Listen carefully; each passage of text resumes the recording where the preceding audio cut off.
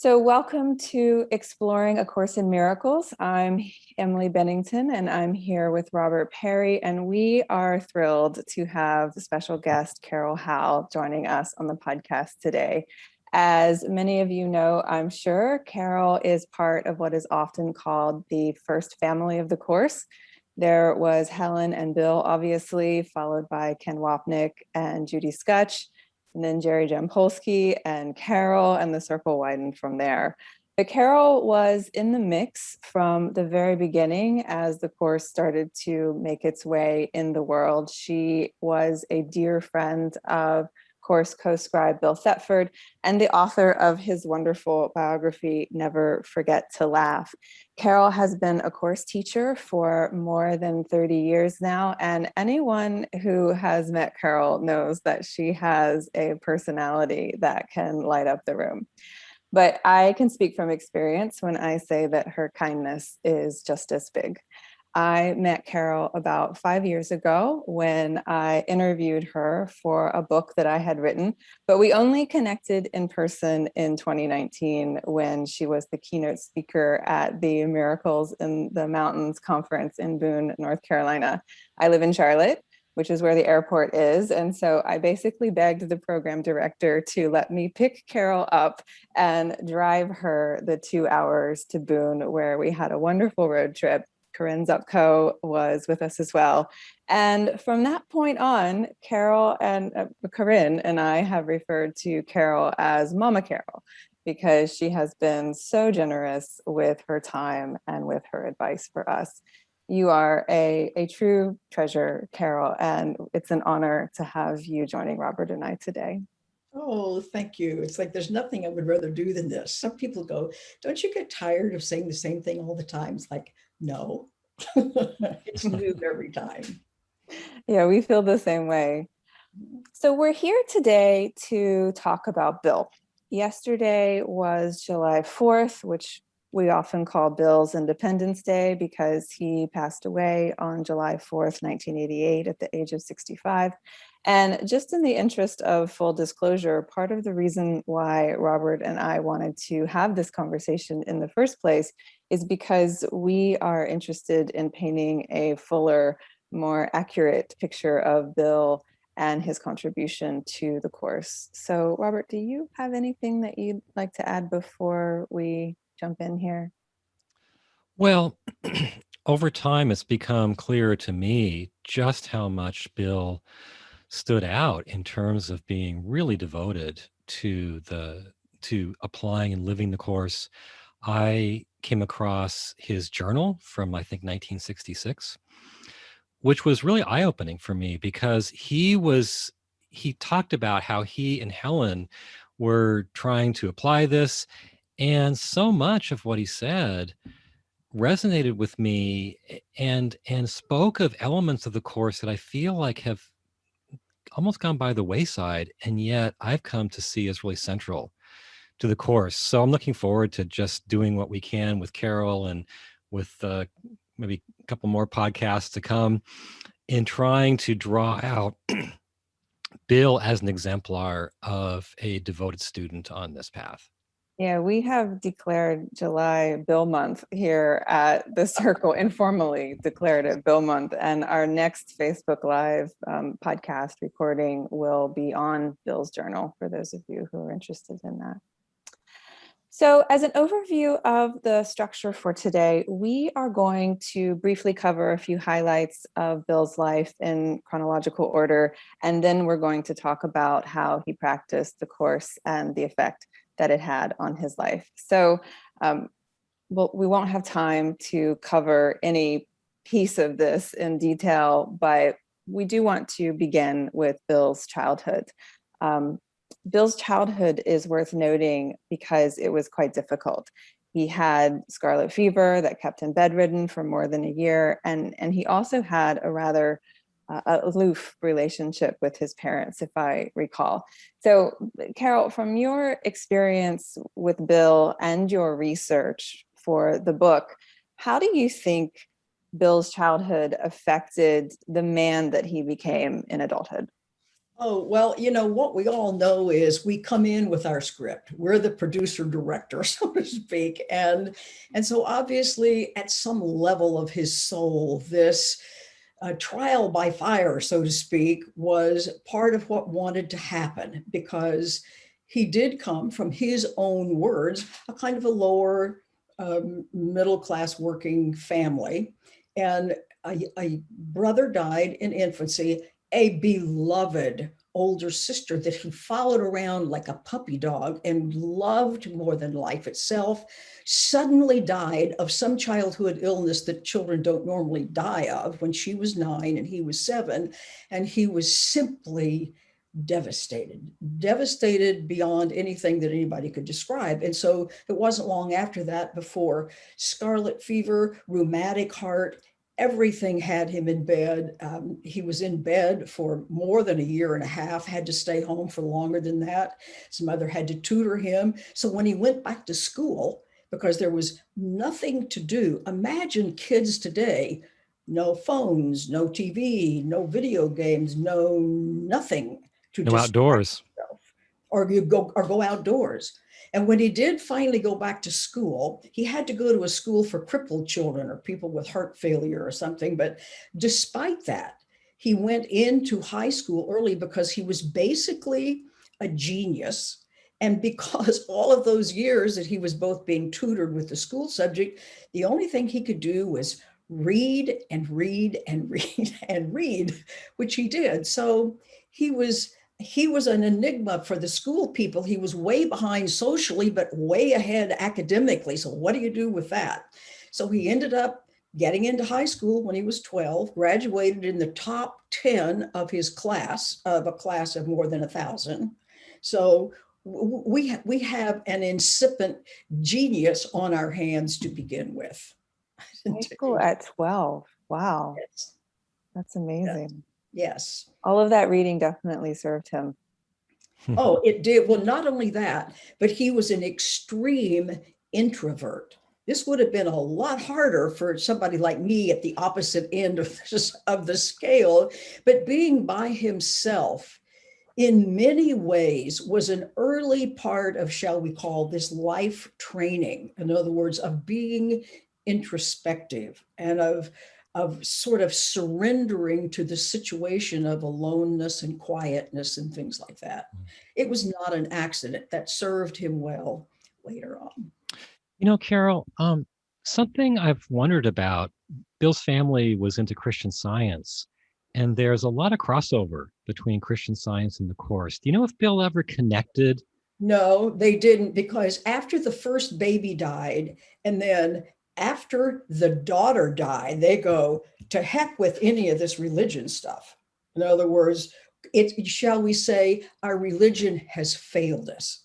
So Okay. they did not remain in the church. Now, a few times Bill did sing as a teenager in a Christian Science church, but he was not there because of theology. He was there because he was a great musician. He loved to sing. He had a gorgeous voice. So he was basically performing, not there for the theology.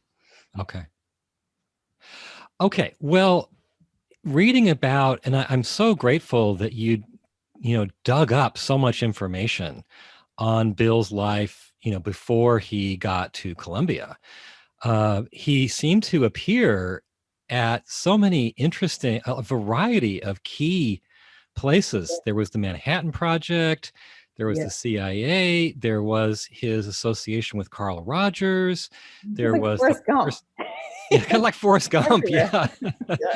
There was the personality assessment system. So anything about that whole journey that you want to draw out, we'd be glad to hear about. Well, it all happened. It was as if life took him by the hand and said, go here next. He didn't seek out any of this. Everything tended to fall in his lap, so to speak. And so he was at the Jewish hospital for a while, and he was with Carl Rogers. Carl Rogers made him one of his instructors, which he couldn't figure out because he had less academic information than anything else. But everybody could see something in Bill that he was not yet aware of himself. And so he spent his time working with Carl Rogers and all that he worked with. We can't get into that in our short period of time, but he would just kind of intuitively know, okay, this chapter is over, this chapter is over. And then it's important to know how he got into the CIA, because at that time, even though we didn't have all of the ability to communicate electronically, there were still ways. And the OSS, the Office of Strategic Services, was disbanded at the end of the Second World War. And then the powers that be go, oh, it looks like we're heading into a Cold War with the Soviet Union. Maybe we need an intelligence agency after all. It sounds like junior high kids were in charge of this. Yeah. So they formed the CIA as a new fledgling organization that really didn't know a whole lot about what it was doing then, because I guess they reasoned accurately, well, if we're going to gather intelligence, which would be a good idea, then we need to have intelligence analysts to know what to do with the material once we collect it. So people like Bill Thetford and some of the other brightest lights in the country were recruited to come work for the CIA, and what their job description was. And these kids are all, newly minted PhDs in like their late 20s, maybe the old guys were in their early 30s. And they were to interview people to see if they would be appropriate intelligence analysts for such time as intelligence would occur. So he didn't say, knock, knock, knock, CIA, I'd like to come work for you. He was recruited. And his main thing with the CIA was the personality assessment system, right? Yes. What happened was the man in charge of this division of hiring people to hire analysts, so to speak, was a man named John Gittinger, who had developed this personality assessment system, which he thought was terrific. And guess what? When Bill and some of these other new brilliant recruits found out about this, it's like they did too. So since Bill and this batch of kids worked for John Gittinger, Bill ultimately became John's, shall we say, prize pupil. And Bill thought that now this is not metaphysical, this is strictly time and space, because as entering into the Cold War, their idea was, we need to know how world leaders or business leaders are going to respond or react under stress.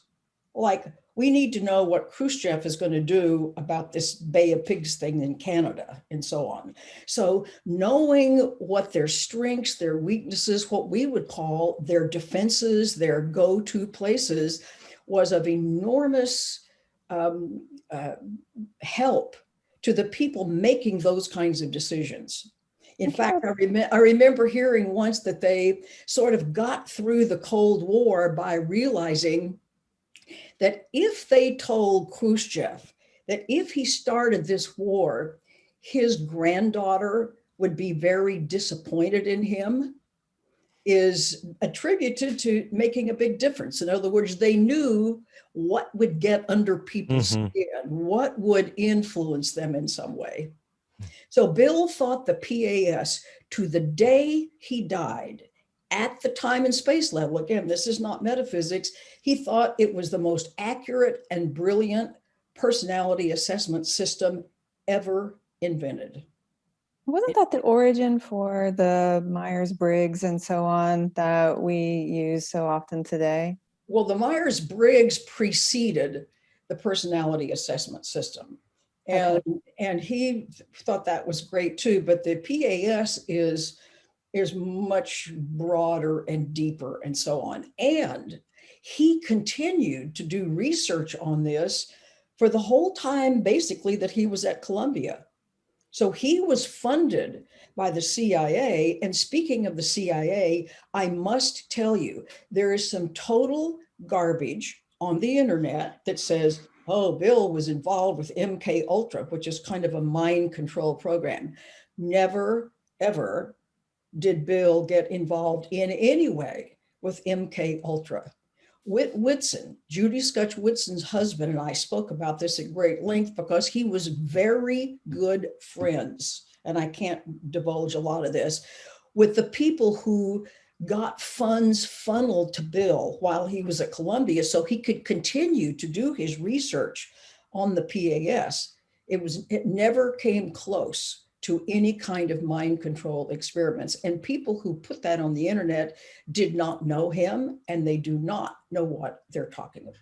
Yeah, I'm glad that you clarify that in your book. We've received some questions about that from students in the past, and I do the same thing every time. I just take a picture of the page and never forget to laugh, or you talk about that and send it to them. So thank you for that resource. It's very helpful. That's very important because it's done by people who want to either undermine Bill or want to undermine the course. Like, oh, somebody who was involved with the course is this very shady figure, right? Kind of a guy.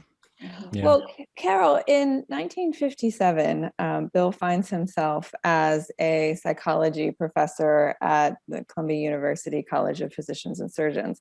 And shortly thereafter, he receives a phone call from a woman named Helen Schucman, who says, "I was told to tell you that I am the person that you are looking for." No truer words have ever been spoken.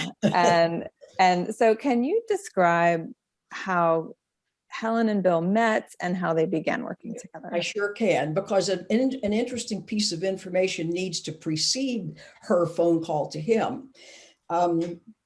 They had been given a grant to do some certain kind of research with young children. And the subject matter was a little beyond what Bill's area of expertise was. So they realized they needed to hire somebody who had more experience at the very young early childhood thing. So Bill told some friends, a friend said, I know somebody I can connect with. So that friend told Helen, who was actually looking for work at the time, and said, stop whatever else you're doing and call this man, because this is where you need to be. So shall we say fate was intervening to get them together in a whatever is unlikely a manner. So Helen calls Bill and says, "This is Helen Schucman, and I am the person you're looking for." So it's like, well, in way more ways than one, she was the person he was looking for. So he hires her. And she's very good as a therapist. She's excellent as a therapist. Not too good at much of anything else as far as he was concerned, because she was so difficult. But nevertheless, that's how they got together in the first place. So she was always, from the beginning, an employee of his. And it's interesting that she would say, I'm the one that you've been looking for, and that they met, so late in life, when it's so clear that they came in with a job to do together. Well, they weren't actually so late in life. She's of course 14 years older than he, but he was like barely in his mid 30s. Okay. So yeah. he's not well into his career at this point. In fact, this is astounding that he was offered this position at Columbia, and he was up with Harold Wolf up at Cornell having a wonderful time. He didn't especially want to do this. So he said, well, but it's not very good politics to say no to the head of the medical department at Columbia. So he said, so what I'll do is go, well, I might consider it if you will make me an associate professor, knowing perfectly well you cannot tell the medical school, I want to be associate professor. So that would be his easy way out. So they go, okay, we'll make you an associate professor. So that's how he got there. His plan to avoid this did not work. And just very quickly, I know, it's common knowledge that the relationship between Helen and Bill was contentious at times. They had a job to do, and they loved each other deeply, but their personalities clashed often. Did they clash from the beginning, or is that something that happened later on as the relationship developed? No, it basically happened at the beginning, because Helen was, to be kind about it, an extremely difficult person. She was just given, she would cry and have fits and so on and so forth. In other words, she was kind of not your normal employee by any stretch of the imagination. So it was difficult from the beginning, because even when the course first started coming, after that she'd been there for a while, she was so upset by the material because she so didn't believe it, that often Bill would have to type with one hand and hold her hand with the other, because she would cry and stutter and couldn't get the words out. And this was hard from the beginning. It's like everything that could be a problem in this way was a problem. So maybe it's time to get into the story of how the course began. So they've been together about 7 years at this point in 1965, right? No, they hadn't been, no, not nearly that long. They'd not been together really long at all. And Well, I'm going to 1965 when they had their Better Way moment. well, and then it was not all that long before that, because he had not been with Columbia for very long. In other words, his reason for being at Columbia was obviously to meet Helen and to start on this. So it was really a fairly reduced time frame, so to speak, when all this began. And as you know, it happened in October of 1965. Helen, during that summer of 65, was getting these kind of weird dreams and kind of not knowing exactly what was going on with her, kind of hearing a voice. And it was like, this was scary to her. This was not a normal thing. And then in October, she's at home and here, literally internally hears a voice that says, please take notes. This is A Course in Miracles. And she freaks out. Her normal response to many things was to freak out, which was, you can't even imagine how difficult this woman apparently was to get along with anybody apparently, but her husband and Ken Wapnick. Everybody else had some difficulty with this in some way. So she called Bill and said, I've just heard this voice that says, please take notes. This is A Course in Miracles. What am I going to do? And he said, take notes. Do not read it. Because she said, if there's one error, and that's what she said about the whole course, if there's like ever a comma out of place, I refuse to touch this.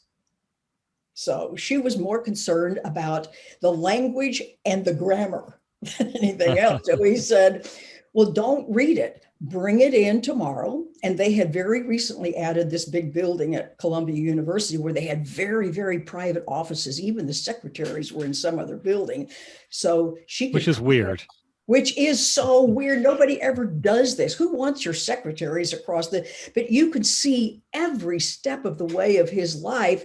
The next thing is given him for what has to happen. The next thing is given. The most unlikely next things are given. So she comes in, they close the door, lock it, pull down the shades, and she reads to him what she got, which I cry a lot when I think about this and what this must have been like for them. She got the introduction to the text.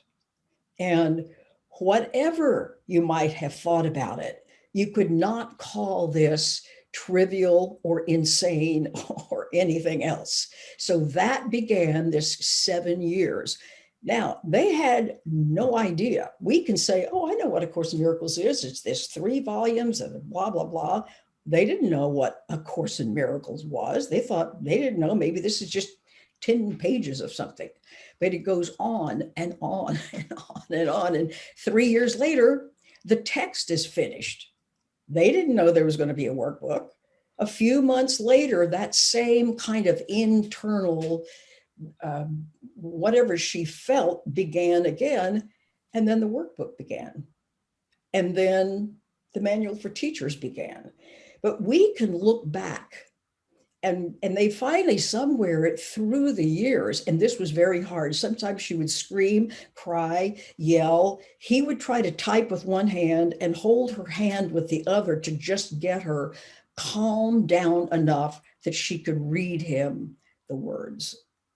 And somewhere, so I think this is helpful to know for people who go, hey, listen, doing this Course in Miracles is upsetting. Of course it is. It's driving up guilt and all kinds of stuff.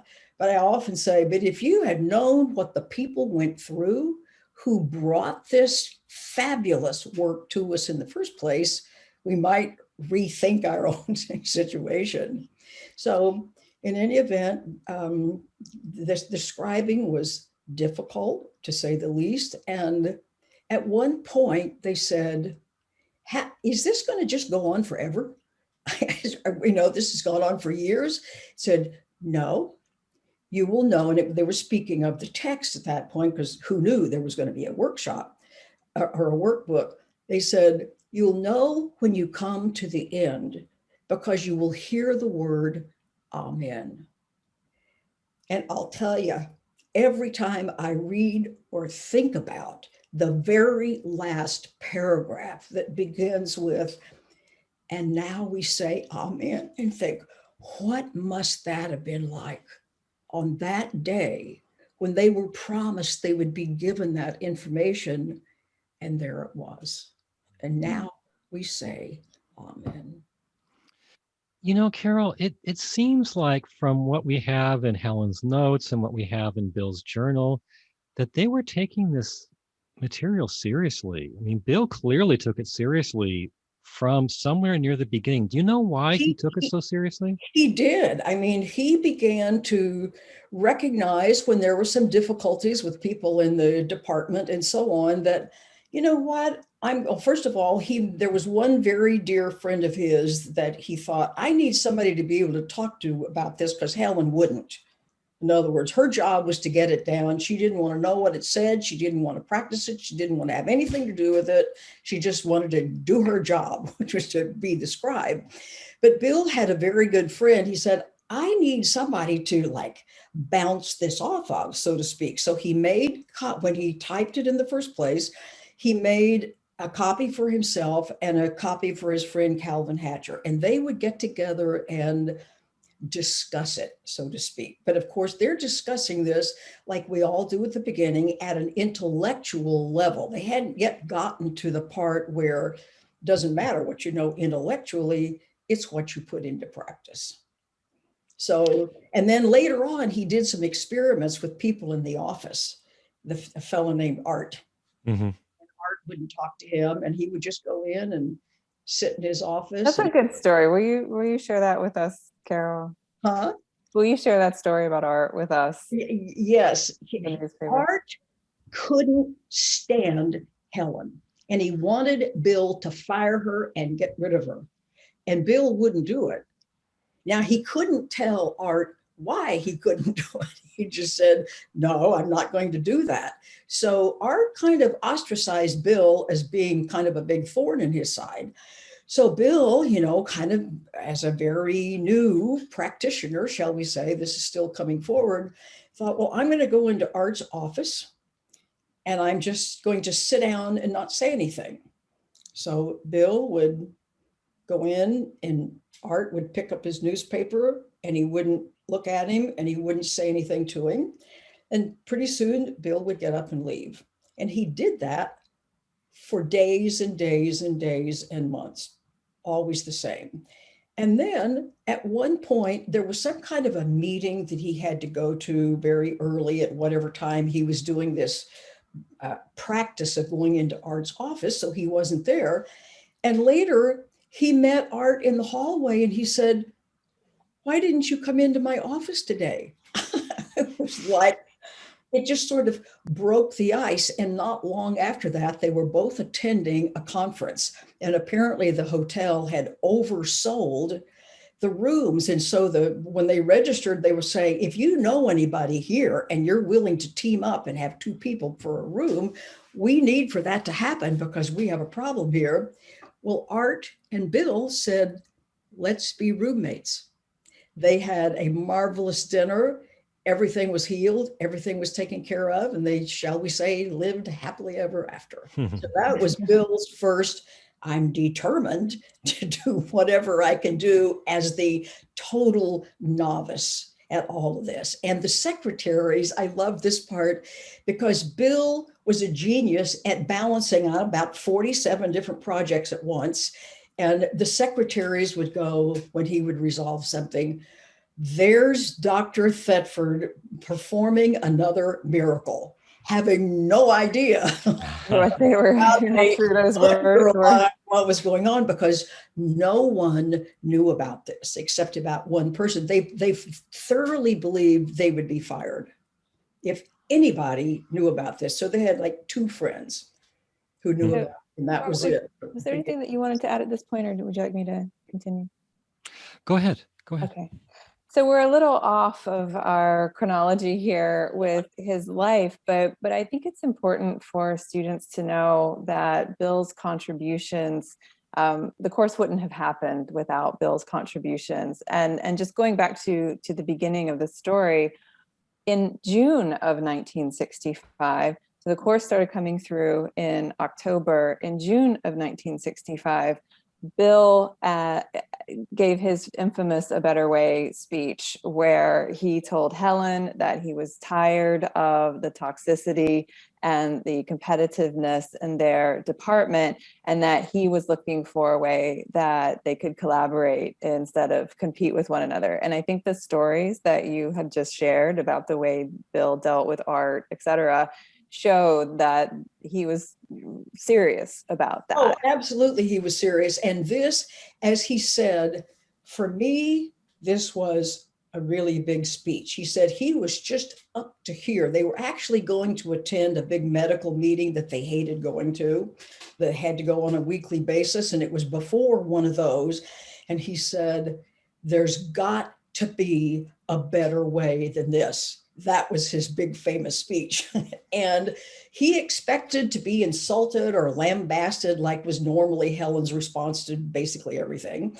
And instead, she seemed to get it. She came over and she took his hand and she said, "You're right, Bill, and we will find this together."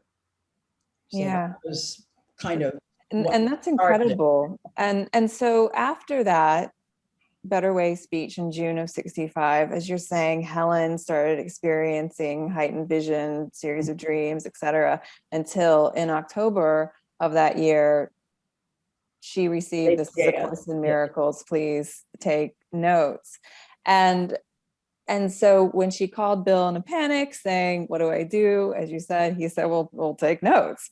And so if it weren't for Bill's contribution to this process, the course might not have come through in the first place. That we think that his Better Way speech was a catalyst for the whole thing starting. I tell you for sure, it would not have come through. Now, see, one of the things that people make a big mistake about is, well, Helen got all the words and Bill was only the typist over here. That is ridiculous. That's like saying if a woman is pregnant, it's like, well, the father, I mean, after all, he didn't do much of anything. It's like, even though a woman carries the baby, you're never going to have a baby without the father's input, so to speak. Very literal. And the hand-holding, like the literal hand-holding that you're saying that he did with Helen. Here's what people don't realize that I think is very important, and that is we measure the contribution on the words and the deeds.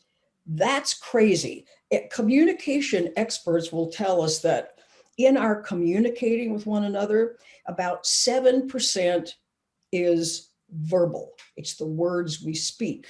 Another 22 or 3% is body language, tone of voice, the kind of thing that you can't really control, but maybe a tiny little bit. But the other 70% is our energy field, which is out there broadcasting, which is what people really recognize about us. That's the largest contribution that we make in the world, so to speak. And that energy field is related to the things that we believe, the way we, the words, all of the things that you can imagine would contribute to the plus or minus energy field, loving to the scale of fearful over here someplace. And so the fact that she got more words and he typed it up. And because she got the words first, she was more important than he was, is absolute insanity. And it's not accurate. It was, I can tell you for sure that I don't know that there's another person on the planet that would have put up with Helen and what she dished out on a daily basis besides Bill. But besides that, it was like the fertile ground that allowed the course to come through them jointly was because of the, shall we say, joining of their energy fields. The idea that her energy field was more important than his is preposterous. So he's not a subset, or he's not a sideline. I can tell you for sure, this course would not have come had it not been for the enormous contribution at not only the time and space level, but at the energetic, loving level that Bill brought to this, for sure. One time Judy said that people would come to the Bay Area and visit her and see him, and he called himself Exhibit B. That was great. Because they were interested, I mean, Helen was the, Yes. And that just is lack of awareness about how things happen, shall we say. We look at the world of form, forgetting that the world of form is our own projection of our own state of mind. The course is very clear. The world you project is your ego's self-portrait. So the real stuff that happens is happening at an invisible level. When I think about how the course community has developed, the personality of Helen looms large. Mm-hmm.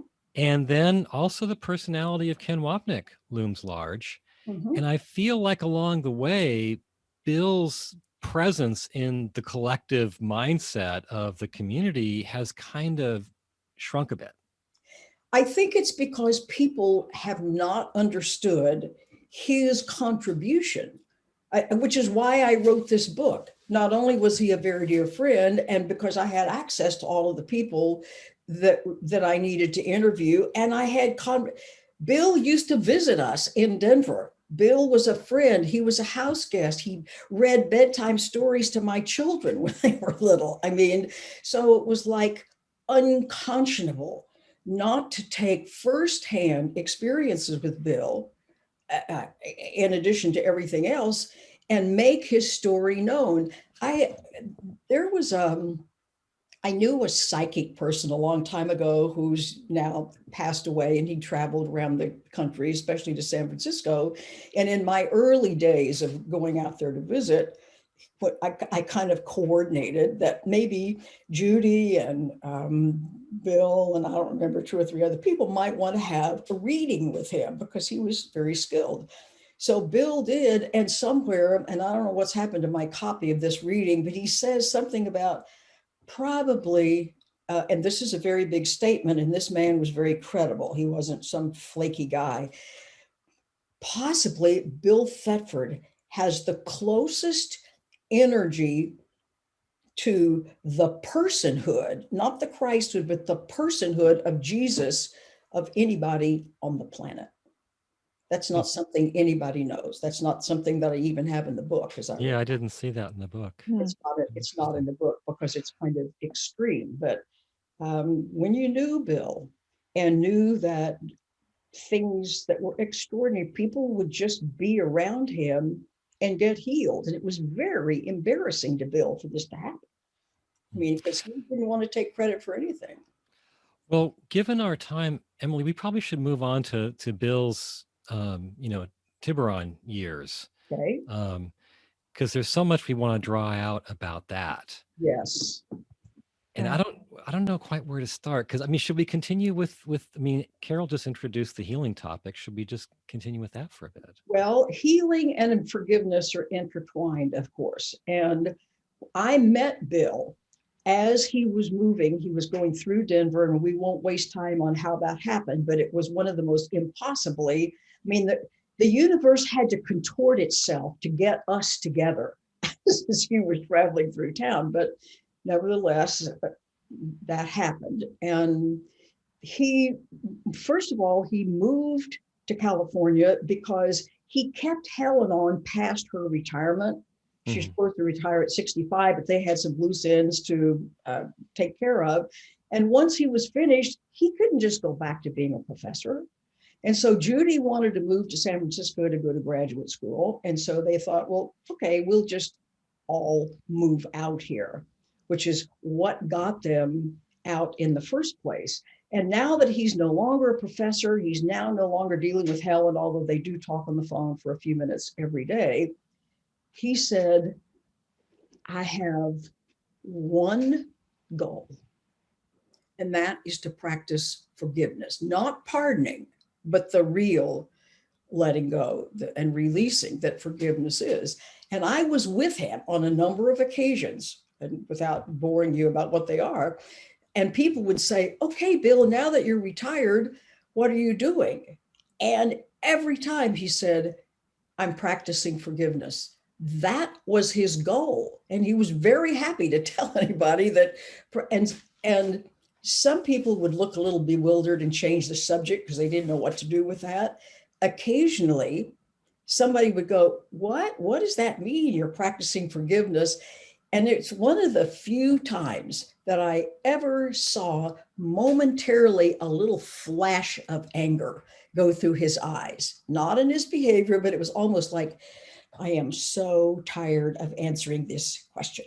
It's like, but from the time he got out there, practicing forgiveness was at the top of the list, and it never left the top of the list.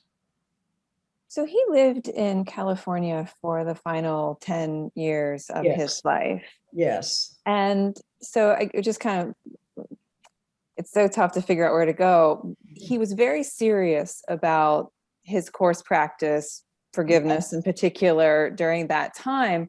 And what makes his death so interesting is that he got to a place, according to your book and according to the testimony of Judy Scutch, who was there that day. He was very jovial. He was dancing around her place. It was July 4th. She was throwing a party and they were making preparations for that. And he was saying, I have finally forgiven everyone. And Judy was giving him names like, what about this person? What about this person? This person? And he was like, everybody. And then he had a heart attack that day and died instantly. And so Robert and I have been trying to make this connection. Like, did the achievement of his forgiveness contribute to his death somehow? Like, did no, that's one of the things that I have in the book. It's like, I don't want people to think, oh, if I succeed in practicing forgiveness, I'm going to drop dead. It's like, no, that's not the normal cause and effect. It just happened that one by one by one, the difficult people in his life, and the last person on the list of the people that he had been crosswise with was Ken Wapnick, because there was a very much of a kind of a love-hate relationship with them, because Ken arrives in 1973 and is a big help because he was able to get Helen to resume the editing, which Bill and Helen had already done for a number of months, but they were taking a little break, and he could not get Helen to get back into editing, but Ken could.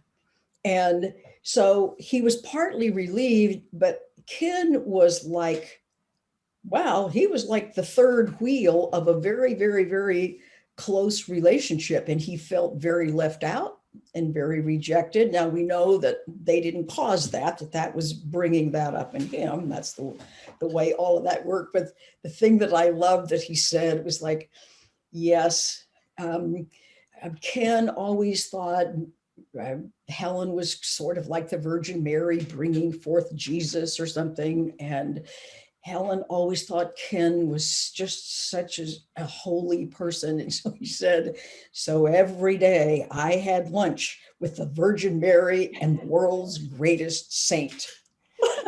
That's hilarious. Yeah. Carol, do you think that the relationship, how it was kind of fracturing with Helen in the presence of entry of Ken onto the scene, contributed to Bill's moving to California? No, no, not at all. It was like the going to California was, first of all, as I said, he managed to keep her on longer than she should have even stayed, because she's 14 years older than he. And he's not going to go back and just be an ordinary professor out of all of these years of doing this. So since Judy, and in the time when Ken entered the picture, a new dynamic developed, because at that point, Judy had gotten brought on board as the publisher. So Bill and Judy became, very, very close friends, and Ken and Helen became very, very close friends. So that allowed a little respite of the sort of eternal warfare between Bill and Helen. So everything eased up a little bit. And then when this opportunity to go to California occurred, it was all meant to be, because of all the things that needed to happen in California and also on her side. But Ken and Helen kind of were a real match, and Judy and Bill were a real match, and they supported each other that way. So all of that was exactly as it needed to happen. Robert, do you want me to continue? Well, I wanted to ask, I mean, I know our time is coming near to an end. I wanted to ask about Bill's relationship with the workbook. I feel like, I mean, from what I know, Bill was really into the workbook. And I feel like the presence of the workbook in the community has been weaker over time rather than stronger. So I'd like to hear, what was his relationship with the workbook, with workbook practice, just anything about that? I would say I never heard Bill go, wow, the workbook is way more important to me than the text, or any such thing as that. I know that a little group of them met every day. That would have been Judy and her husband, Bob, and Roger and Francis and Jerry Jampolsky and Bill. And then when people like me entered the picture, we would always be invited to that little 9 o'clock thing. And that was always going through a lesson. In other words, that was like whatever was the lesson for the day, they would read it and meditate and talk about it and so on and so forth. But in his own private way of being the exemplar of the course, I never ever once heard him say, wow, the workbook is a lot more important than the text, or any such thing as that. And what is interesting and true is that he was an enormous reader and would just inhale written material. But Jack and Leah Luckett, who lived with him close to the end of his life down in La Jolla, said by the end of his life, he never, ever, ever read anything else, including newspapers, which he always did. At the very end of his life, he was always involved only with reading the course, which was both the workbook and the text. And they overheard the last really important conversation, at least Bill's side of the conversation, with Ken for Ken's birthday in February.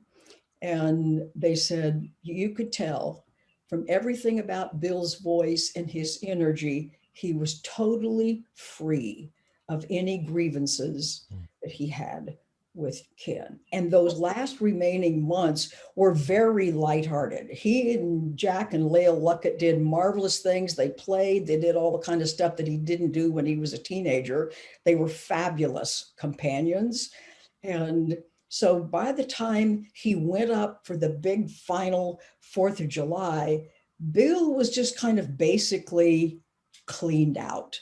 And those last 24 or so hours in Tiburon, his final coming home to his original family, so to speak. So it's not like on that day he had suddenly let go of everything. He was really letting go of things, and this was his grand exit.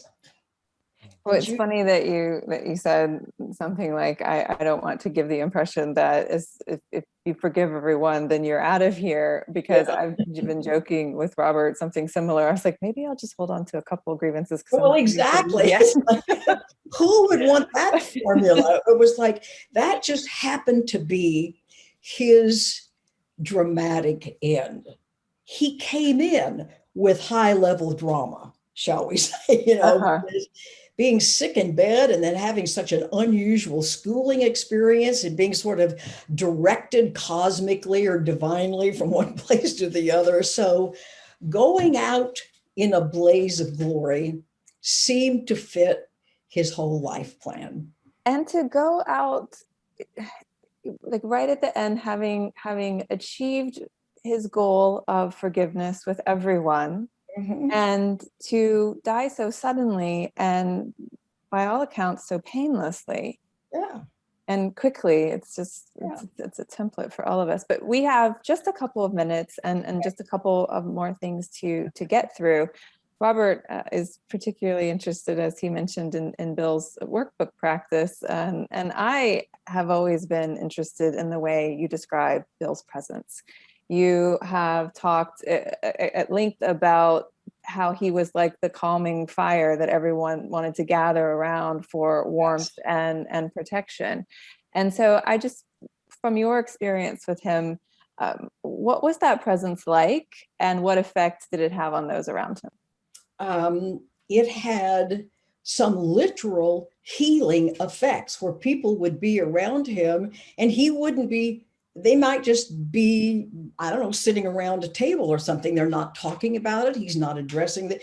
It's as if his energy field was like a great healing fire presence, so to speak. And whoever got into the sphere, so to speak, or within its orbit, just healing would occur. Physical healings occurred, emotional healings occurred. Some people had healing experiences with him, and he was embarrassed by this when people would just be around him and all of a sudden everything was done and they would give him all the credit and he didn't want to take the credit because he did nothing. It's not like there was anything overt about this, but there were some people who said when they listened to his voice, he had a beautiful voice. And when they listened to his voice, they could feel healing occur, whether it was emotional healing or physical healing. And it didn't have to be directed at him. It was just what it was like to be around him. I interviewed my older son because when the first time Bill visited our house, they were like 6 and 8 or something like that. They were 5 and 7 when I started doing the course. And so the older one was able to be articulate about this because Bill visited off and on for 2 or 3 years. And he was able to describe, he's very articulate anyway, that it was like the whole house felt like it was filled with a kind of peacefulness. In other words, it wasn't just, oh, this only ranges out 3 feet or something like that. It was just wherever Bill was around, things could settle. And Carol, was that something that you feel evolved and grew within him as his course practice grew, or do you feel that that's just something he came in with and was Well, it always was that way? obviously latent that he came in with it. There's no doubt about that. And I think there are people who probably found him difficult. Ken found him difficult. Helen found him difficult. And possibly some of the people at Columbia who got over that, so to speak, um, as he was practicing, so to speak. But the real key to everything about Bill was his steadfast daily devotion to letting go of grievances. In other words, the real practice of forgiveness. And it was like, that's just what made the difference.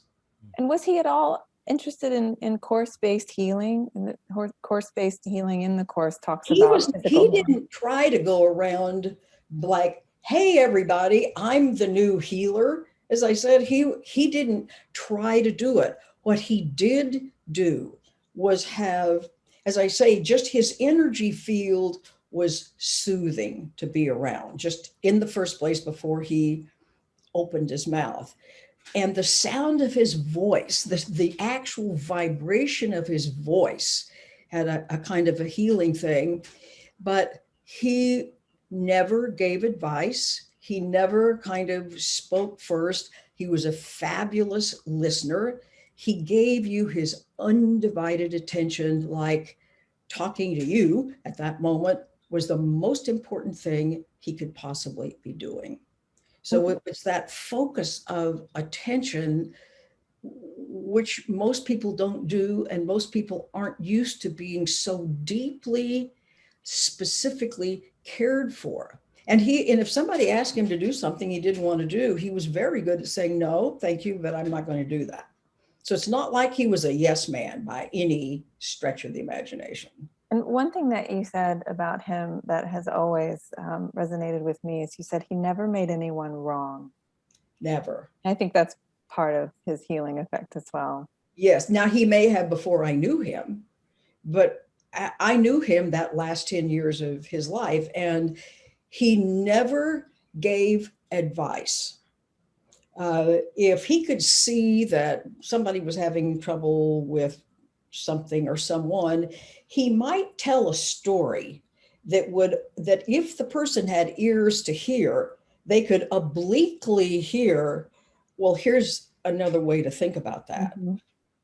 But his sense of humor was the other thing too, that nobody can even possibly imagine how hilariously funny he was. Well, unbelievable. Along that line, Robert has one more question before we close, but we're going to go just a couple minutes over. Carol, speaking of his sense of humor, you have to tell the story about when the student knocked on his door in New York. Yes, this was fairly early on in the course history, and somebody found out where he lived in his Manhattan apartment and came knocking on the door and Bill opened it and said, I'm a course student, and the Holy Spirit told me that I was to find you and ask you to give me $10,000. And without bursting into laughter, Bill, with keeping his cool for the whole thing, said, the Holy Spirit talked to me as well and said that you would be coming and that I should say that, no, I couldn't give you that $10,000. I love that. That's hilarious. What's the story? Go ahead. He did everything. He did body work. He did, because I introduced him to a guy in Boulder that was marvelous. And so he took as many different avenues as a lot of us do. Body work, reading the course, dealing with the people who were difficult and seeing that he was projecting his own stuff and so on. So he came at his release full bore from every angle, and he was determined. He was a Taurus man, for those of you who know about astrology. He was a Taurus man with a Leo moon, 2 fixed signs. Once he had determined, this is what I'm doing, nothing deterred him. You know, the story about the $10,000 does connect with the question I wanted to ask, which is about Bill's relationship with guidance. You hear a lot of Bill's stories where he seemed like he got some pretty good guidance. Absolutely. Bill didn't just say, oh, I need some guidance about this, or Bill was tuned in to guidance permanently. In other words, it was like I have an Ethernet cable connected to my computer instead of getting Wi-Fi over the airwaves, so to speak. It's like Bill was like tuned into guidance on a regular basis, so that he just, he followed it, and in the most amazing ways, even down to crazy things like getting parking places or something like that. But his signature, opera tickets. His signature was getting tickets to sold out performances of operas or concerts of some kind. He would all of a sudden get, because he was plugged into his guidance all the time, at say 2:15 in the afternoon, it's like, now is the time to go down to the box office and my tickets will be waiting for me. So he's going down to the Metropolitan Opera at 2:15 on some afternoon to a sold out performance, and there would be 2 tickets for him, good seats. He did that all the time. It never mattered. I think one of the most amazing things in his California days, he had 3 tickets to go to, I don't know, the Russian circus or some very big deal circus. And he invited a 4th person. And one of the other 2 guests said, but you've only got 3 tickets. He said, well, that's not a problem. Now listen to what I just said. Bill goes, well, that's not a problem.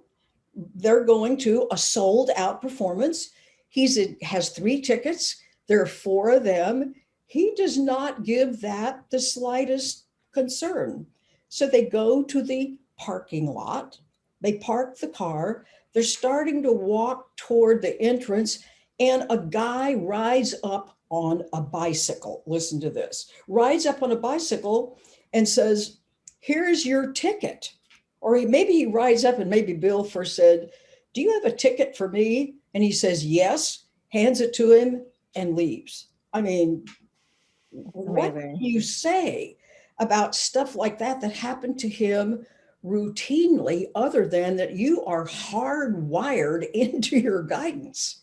And that's Carol, just quickly before we close, when Bill asked for guidance, or when the guidance came, did he feel that it was coming from the Holy Spirit or God or Jesus? What was his connection to? His connection was probably more mystical than that. In other words, he would not have attributed it to a sort of a personality thing like Jesus or whatever.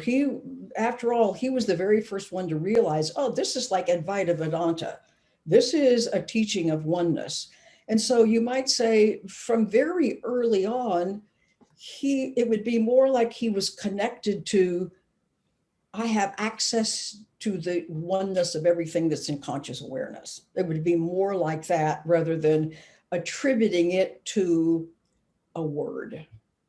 I never heard him talk about, in fact, he specifically did not like to use the word Jesus, because he thought for some people that conjured up inappropriate and limiting kind of Sunday school stories.